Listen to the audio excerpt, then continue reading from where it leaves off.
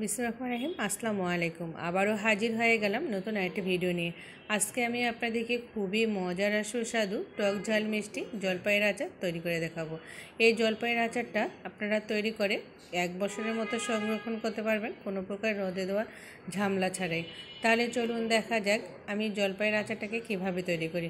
জলপাইয়ের আচার তৈরি করার জন্য প্রথমে আমরা জলপাইটাকে সিদ্ধ করে নিয়ে নেব। এজন্য চুলার মধ্যে কড়াই দিয়ে দিলাম, কড়াইয়ের মধ্যে পানি দিয়ে দিলাম, তারপরে জলপাইগুলোকে দিয়ে দিলাম। জলপাইয়ের উপরে দেখবেন একটা বটার মতো অংশ থাকে, ওই বটাটাকে ফেলে দিয়ে জলপাইটাকে খুব ভালোভাবে পানি দিয়ে ধুয়ে নিতে হবে, কারণ জলপাইয়ের উপরে কিন্তু অনেক ময়লা থাকে। তো পানি দিয়ে ধুয়ে নেওয়ার পরে তারপরে আমরা সিদ্ধ দিয়ে দেব। সিদ্ধ দেওয়ার সময় আমরা অবশ্যই জলপাইয়ের মধ্যে লবণ আর হলুদ দিয়ে জলপাইটাকে সিদ্ধ করব। জলপাইয়ের মধ্যে লবণ আর হলুদ দিয়ে দিলাম, দিয়ে জলপাইটাকে মিডিয়াম আঁচে 10 থেকে 15 মিনিটের মতো জাল দিয়ে দিলাম। জাল দেওয়াতে দেখেন জলপাইটা কিন্তু খুব সুন্দর করে আমার সিদ্ধ হয়ে গেছে। যখন সিদ্ধ হয়ে গেল তারপরে আমি এই জলপাইটাকে পানিটাকে ঝরায় জলপাইটাকে একটা বাটির মধ্যে তুলে নিয়ে নিলাম। জলপাইটাকে একটা বাটির মধ্যে তুলে নেওয়ার পরে তারপরে জলপাইটা যখন হালকা একটু ঠান্ডা হয়ে আসলো, তারপরে দেখেন হাত দিয়ে কিন্তু জলপাইটাকে বিচি থেকে জলপাইয়ের উপরে যে নরম অংশটা আছে এই নরম অংশটাকে ছুটায় নিয়ে নেব। তবে একদম মিহি করে ছুটাবো না, একটু গোটা থাকবে, একটু ভাঙে যাবে, এরকম করে আমরা কিন্তু ছুটায় নিয়ে নেব। বিচি থেকে জলপাইটাকে ছুটায় নিয়ে নেব। সমস্ত জলপাইগুলোকে দেখেন আমি খুব সুন্দর করে কিন্তু ছুটায় নিয়ে নিয়েছি।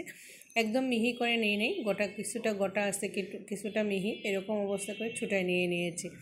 যাই হোক আর কি, এখন আমি জলপাইটাকে আচার তৈরি করব। আচার তৈরি করার জন্য একটা মশলা তৈরি করব। মশলা তৈরি করার জন্য এখানে আছে শুকনো মরিচ, আদা আর রসুন, এগুলাকে আমি ভিনেগার দিয়ে খুব ভালোভাবে বেটে নিয়ে নেব। এখন আমি আচার তৈরি করব। আচার তৈরি করার জন্য চুলার মধ্যে একটা কড়াই দিয়ে দিলাম।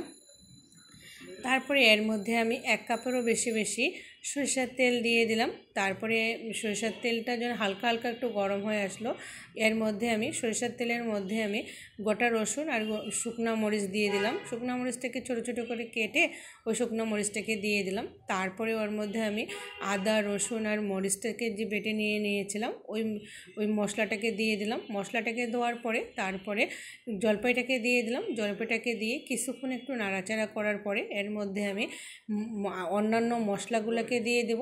অন্যান্য মশলার মধ্যে এখানে দিচ্ছি, প্রথমে দিয়ে দিলাম লবণ, তারপরে দিয়ে দিলাম পাঁচফোড়ন, ভেজে রাখা পাঁচফোড়নের গুঁড়া, এরপরে এর মধ্যে দিয়ে দিলাম জিরা ধনিয়ার গুঁড়া, এটাও কিন্তু ভেজে রাখা জিরা ধনিয়ার গুঁড়া। তারপরে এর মধ্যে দিয়ে দিলাম পরিমাণ মতো হলুদ। লবণ, হলুদ, জিরা ধনিয়ার গুঁড়া আর পাঁচফোড়নের গুঁড়া এটা জলপাইয়ের সাথে কিন্তু খুব ভালোভাবে একসাথে নাড়াচাড়া করে মেশাই নিয়ে নেব। একসাথে যখন সমস্ত জিনিসগুলো মেশানো হয়ে যাবে তখন এর মধ্যে আমরা তেঁতুলটাকে দিয়ে দেব। তেঁতুলটাকে দেওয়ার আগে খুব ভালোভাবে কিন্তু তেঁতুলটাকে পানি দিয়ে খুব ভালোভাবে ধুয়ে নিয়ে নেবেন। তারপরে তেঁতুলটা জলপাইয়ের মধ্যে দিয়ে দেবেন, কারণ তেঁতুলের গায়েও দেখা যায় অনেকটাই ধুলা ময়লা থাকে। এই ধুলা ময়লা অবস্থায় দিবেন না, খুব ভালোভাবে পানি দিয়ে প্রথমে ধুয়ে নিয়ে তারপরে তেঁতুলটাকে দিয়ে দিব জলপাইয়ের মধ্যে। তারপরে তেঁতুলটাকে দেওয়ার পরে খুব কিছুক্ষণ একটু নাড়াচাড়া করার পরে তারপর চিনি দিয়ে দিলাম। চিনিটাকে দেওয়ার পরে খুব ভালোভাবে আমরা কিন্তু নাড়াচাড়া করব। এই পর্যায়ে আমরা কিন্তু নাড়াচাড়াটাকে বন্ধ করব না, অনবরত নাড়াচাড়া করব। যখন চিনিটা গলে যাবে, চিনিটাকে দেওয়ার পরে নাড়াচাড়া করতে যখন চিনিটা গলে যাবে তখন আমরা আবারও কিন্তু মিষ্টিটা টেস্ট করে নেব। লবণ, ঝাল, মিষ্টি এগুলাকে টেস্ট করে নেব। যদি কোনোটার প্রয়োজন থাকে তো দিয়ে দেবেন। আমার একটু মিষ্টির প্রয়োজন ছিল, একটু লবণের প্রয়োজন ছিল, একটু ঝালের প্রয়োজন ছিল, তো এগুলাকে একটু করে দিয়ে দিলাম।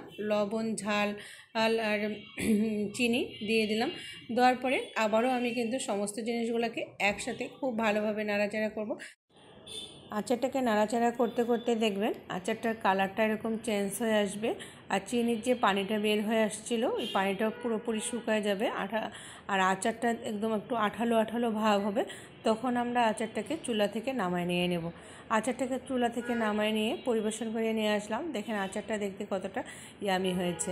যাই হোক আর কি, এইভাবে আপনারা আচার তৈরি করে অনায়াসে কিন্তু 1 বছরের মতো সংরক্ষণ করতে পারবেন।